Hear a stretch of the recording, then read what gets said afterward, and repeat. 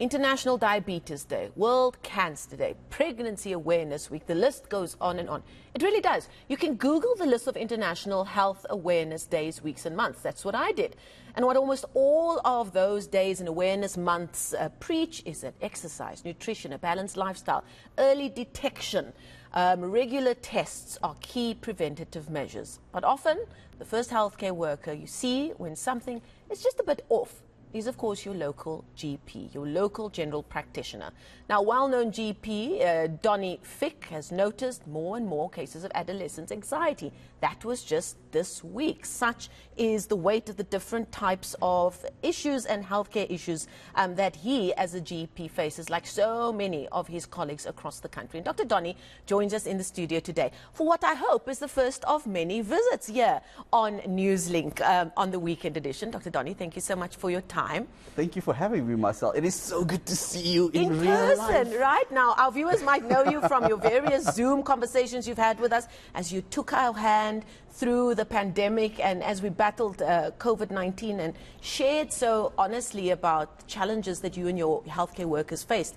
And on another day, we'll talk about how us as ordinary people and those in the healthcare sector are still really recovering from that time in our life.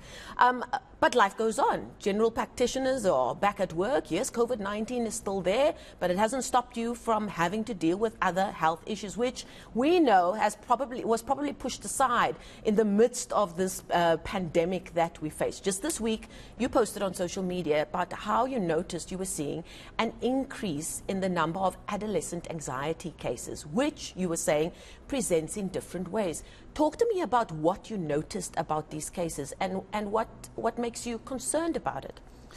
I think I remember back to those COVID days, right? Those scary, dark COVID days when we'd be like, we're in the middle of a pandemic, and if we ever make it out of this one, there's a bigger one looming. And lots of people, myself included, said the mental health crisis is going to be the next crisis. It's going to be the following episode 2 to this COVID pandemic, and now we're starting to really see it.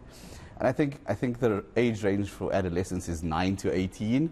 And if you take a 9-year-old, they have spent a third of their life in some sort of pandemic, lockdown, isolation. They have very weak social skills. They've not had the opportunity to socialize with people. They've often, as a teenager, been locked up with your parents for 3 years. I could think of nothing worse as a teenager, As a teenager, right? Yeah. You can't do anything. You can't see your friends. It's just mom, dad, and your annoying sibling. And obviously that's going to have a repercussion. Obviously that's going to help take its toll on your mental health. And now we're starting to see that in practice.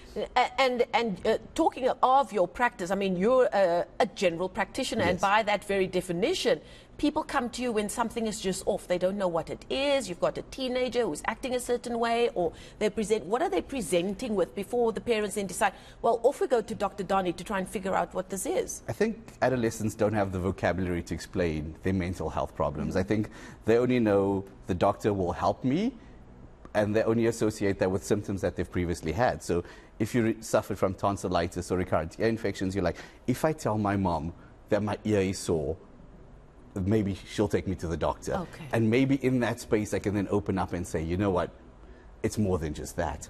And I think there's a case that stands out, a couple of cases that stand out for me this week, where I saw the same teenagers every week. And I was like, they would be, I have abdominal upset, sore throat, runny nose, and a multitude of symptoms that didn't really make sense. You couldn't add them together, and they would give you a disease complex.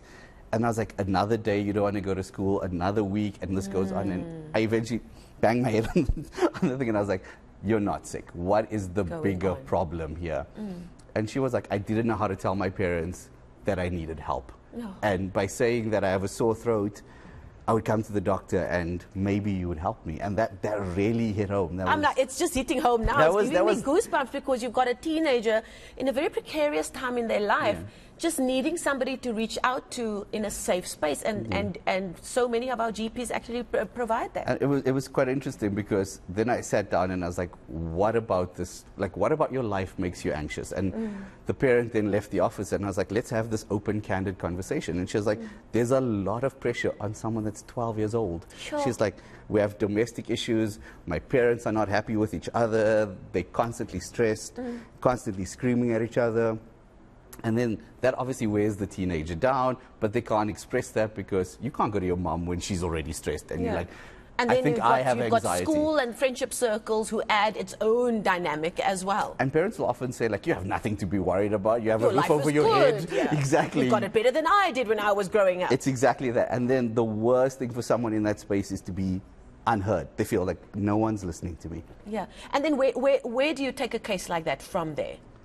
Obviously, there's a lot of counseling and a lot of chatting to these teenagers. And I'd like to think that I have the personality where they tend to open up a little bit more, but then you have to guide them and, more importantly, guide the parents, because that's where the conversations really need to be had. And at what point then do you say, okay, I think you need to go and speak to a psychologist or a psychiatrist? Okay. Immediately, because obviously this is not the first consultation. This has been brewing, and for someone to open up about their mental health has obviously taken time. They've now gone to a make or break point where they're like, if this continues, I'm in big trouble. And correct me if I'm wrong, but what we saw when we realized that there's this mountain of mental health issues coming our way as a result of the pandemic and the pressure that it put on us, that if it's not acknowledged and treated, as it were, it can also start manifesting itself physically, can't it? So these are the classic things that you'd see would be tension headaches, school avoidance, gastric upset, either diarrhea, constipation, nausea, vomiting. This is how they usually present. And then do you treat that and see where you go from there? Yeah, but this is where the trick, and I think doctors are really good at doing this. Eventually you'll notice something's off. You'll be like, the symptoms that they describe to you doesn't make sense. Your clinical examination and the history don't add up. And that's when you need the intuition and the knowledge to be like, something's amiss. And that is that moment that you need to act. Now that is so important. People might be watching now. Families might be watching. An older sibling might be watching. A grandparent and an aunt, or somebody in the unit that cares for our adolescents might be watching right now. If you can, they think, oh, this sounds familiar, but what should I be looking out for? Because we do know over and over that our teenagers especially are under even more pressure, more than any time in our history before, for various reasons. Social media, a big part of that as well. What should these people be looking out for? Withdrawal, I would say, would be the first thing that comes to mind. School avoidance, like all of a sudden your child doesn't want to go to school and they stop enjoying things that they used to enjoy. Kids often, and teenagers often withdraw. They'll become less socially active, less communicable, and that's when you start, or they start presenting like, I have constant headaches, I don't want to eat, I have abdominal pain is a very common one. Now, obviously that is your day job, but you are also very active on social media, and I'd like that to become part as we continue this. And like I said, we'll invite you back every 2 weeks or so. And I want people to find you on social media, especially on Instagram, especially if they think there's something that they want you to address on this platform. Please find Dr. Donny. He's far more prolific on there than I am. We'll give you his Instagram handle in a little while. But what you've also started at the beginning of every week, you start a mental health conversation. What are you calling it, and why did you think that's necessary after what we've all been through? I always say gestures wildly at everything we've been through the last few years. I don't know. I think there's a need. I chat to my friends quite a lot. I engage with a lot of people on Instagram. I don't know. I really like Instagram a lot. My wife often gets irritated, but I really enjoy it. It's a nice platform to just engage with people, and I've just noticed that people are more and more anxious. You see it in practice, you see it in your friends, you see it when you go to the malls. People are on edge. It's load shedding, it's the repo rates. I mean, I get anxious every time I see the finance minister. Absolutely, or the governor of the Reserve Bank. I think what's important is we need to have more real conversations. I think social media is plagued with faults of our culture, where you need to, and it's back to the teenage thing of, you need to be living your best life every day. And what if you're not? What if you're 12 years old and you're like, I'm not happy. And you go onto social media, and all you're seeing is people having the time of your life, and you're not. And I think we need to be more real. And I think it was so encouraging this week, where people in that little box where you're like, have you ever been anxious? So every Monday you go onto Instagram and what do you do? I don't know. We just have conversations about real life things that I would say first affect me. So I've got a first-hand experience with that. And you can't live on planet Earth without being anxious. If you're not anxious, you're not from this planet, and you've also been very open about the fact about how anxiety was a massive issue as you and your other colleagues on the front line were dealing with COVID. And I know that you preach the fact that you live your life Out there, you run, you eat, you enjoy coffee, you enjoy soft serve, you enjoy all of those things. Not just because of what we've been through, but it's part and parcel of it, because you've learned so much about yourself and you need to keep yourself in check. Is that part of the message you're trying to get out there? Exactly, that it's okay not to be okay. And I mean, I would own this and say that I have the hugest anxiety. I think I've ground my teeth so hard, like one of them broke the other day. Wow. But it's about being real, because I think Instagram's plagued with people that aren't real. Yeah. And the culture's plagued with people that aren't real. And maybe someone just needs someone to be like, you know what, it's okay. Yeah. Donny's not okay. Donny's never been okay. But like, it's all these things. And I think soft serve, running, all of those things are my passion. But And it's a sense of community. But people are my passion. And I think people are my first passion. And people are really not okay right now. Yeah. And we need to just reach out. We need to make a difference. And I know I'm hounding on social media, but there's a lot of this culture that gets preached of, you need to do you need to do your best, like put yourself first. And I don't know, I think that's part of the problem. Because we don't care enough, so we need to think of our friends, think of our neighbors, think about our community.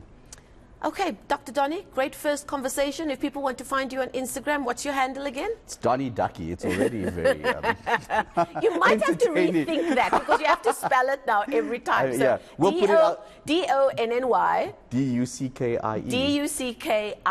Duckie. I mean, we take things very seriously. At Donny Ducky, he's on Instagram, and like you said, it's light and fluffy, but it's also it's from the heart. And it's about creating a community where people can talk to each other. And can I leave you with one fact before I leave? Please do. That 1 in 10 teenage deaths are suicide in this country. And that's a big problem. And 20% of high school kids have tried to kill themselves in South Africa. And then we shrug our shoulders and we say, what a waste. And yet there probably were signs that if we knew what those signs were, that number could have been prevented. Dr. Donny, thank you so much. Pleasure. Hopefully, we'll see you soon. We'll see you very, very soon. We'll find you on those Instagram streets as well. And thank you so much for the work that yourself and the rest of our frontline workers continue to do as we navigate our way through this post-pandemic world. We thank you for your time.